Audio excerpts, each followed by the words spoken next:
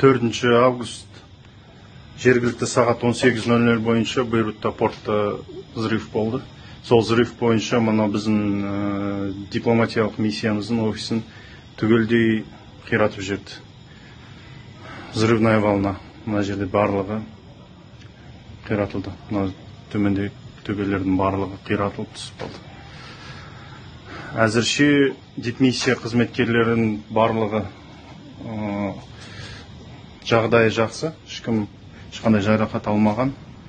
Мынау біздің кіреберіс жер офистің. Мына коридор, бұл да қирап шығып жатыр.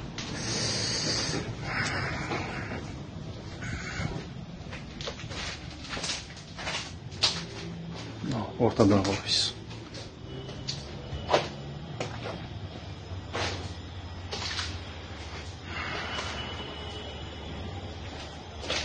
Жарылыс кезінде мен осы жерде болғам, мына жерге тығылып қалдым.